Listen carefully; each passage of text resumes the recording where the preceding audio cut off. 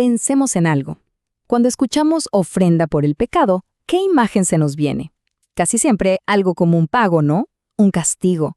Pero, ¿y si esa traducción nos ha estado ocultando el verdadero corazón de uno de los rituales más importantes del antiguo Israel?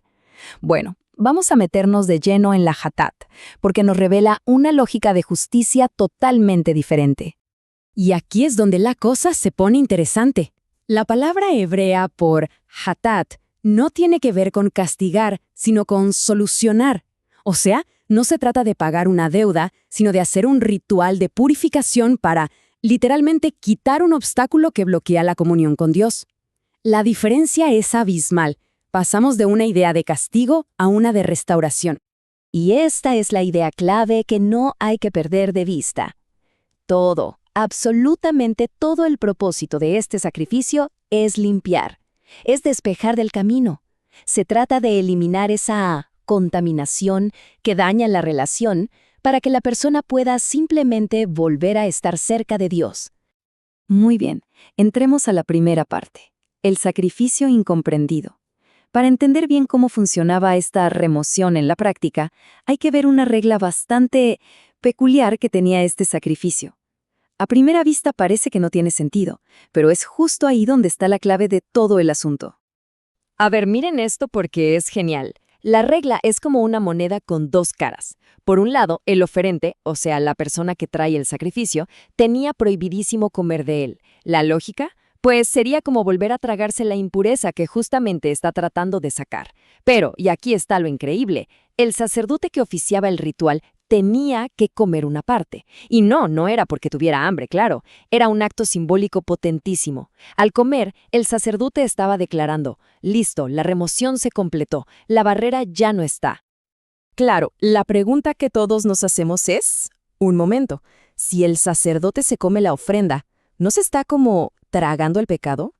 ¿No se lo está pasando a sí mismo? Es una duda súper válida, pero el propio texto bíblico nos da una respuesta muy clara. Y la clave está en una sola palabrita en hebreo, nasá. Este verbo no significa cargar como si te echaras un saco pesado a la espalda. No, significa levantar y quitar, como cuando quitas una piedra del camino. El sacerdote no absorbía la culpa, la eliminaba. Su trabajo era el de un mediador que retira el problema, no uno que se lo queda. Entonces, para resumir, tenemos una especie de doble jugada restauradora. Por un lado, la sangre del animalita purificaba el espacio sagrado, para que ese lugar de encuentro con Dios siguiera, digamos, operativo. Y por el otro, el sacerdote comiendo retiraba la iniquidad de la persona. Todo, absolutamente todo, apuntaba a lo mismo, restaurar la conexión. Pasemos ahora a la segunda sección, las reglas de remoción. Ya vimos cómo funcionaba el sistema en el caso ideal, por así decirlo. Pero la pregunta es, ¿qué pasaba cuando el propio mediador, el sacerdote, era el que metía la pata? Bueno, el sistema tenía una respuesta para eso, y esa respuesta es la que nos revela sus propios límites. Esta es la pregunta del millón, ¿verdad? La que pone a prueba todo el mecanismo. Si la persona encargada de quitar la impureza es impura, ¿quién lo limpia a él? ¿Quién le quita su obstáculo? Y aquí es donde el sistema, digamos, hace cortocircuito. El proceso se detiene en seco. Si el pecado es del sacerdote, la regla cambia por completo. Primero, prohibición total. Nadie come. Nadie. Y segundo, en lugar del ritual de la comida, la ofrenda se saca enterita fuera del campamento y se quema. El acto simbólico de remoción se vuelve imposible.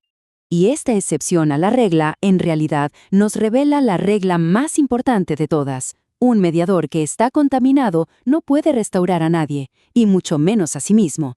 No puede quitar una impureza que él mismo lleva. Es como si el propio sistema levantara la mano y dijera, hasta aquí llego, esto no lo puedo resolver. Pero, ojo, que esto no era un error de diseño, ¿eh? Era más bien una característica intencional. Era una señal. Todo el sistema, con esta limitación tan clara, estaba funcionando como una flecha gigante apuntando hacia adelante, hacia la necesidad de otro tipo de sacerdote, uno que sí pudiera hacer lo que ellos no podían. Y con esto llegamos a nuestra tercera sección. Cuando el sistema falla, nos obliga a buscar la solución en otra parte. Y es justamente esta falla del ritual lo que nos abre la puerta a la solución definitiva.